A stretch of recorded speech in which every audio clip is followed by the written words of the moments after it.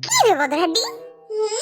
কি গো মা, সারাদিন তো তুই টই টই করে ঠ্যাং পিডায় মাইশের বাড়ি বাড়ি গরস, একটু পড়তে বলে কি হয় তোর?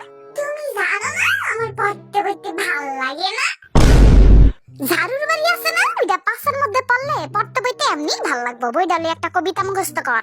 আরে খালি বলাই গো। এই চুপ থাক, পড়া শুরু কর। আচ্ছা ঠিক আছে, তুমি পড়াও, আমি পড়তাছি তোমার পিছে পিছে। এই তো শাবাশ, এবার পড় আমার সাথে সাথে। খাও খাও, থামো থামো। কি আবার কি হলো তোর? বাচ্চা বাচ্চা একটা শুরু কবিতা লও, বুইলা কবিতা লইও না, তাইলে কিন্তু পড়ুম না। খাওন খাইতে গেলে তো ঠিকই বুইড়াটা বাচ্চা বাচ্চা লও, এখন পড়তে বইতে গেলে শুরুটা না। আহা মা, বেশি বলে তো বুদ্ধি কই না যাইব, হিলি গাইতে কইছে শুরুটা পড়ুম।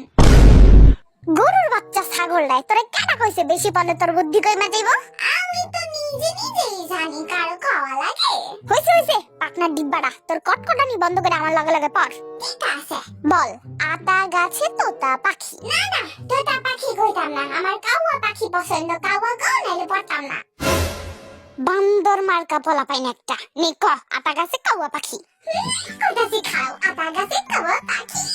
ডালিম গাছে মৌ, ডালিম গাছে মৌ। এত ডাকি, এত ডাকি, তবু কথা কও না কেন বউ? হ্যাঁ বউ গুলা কেন?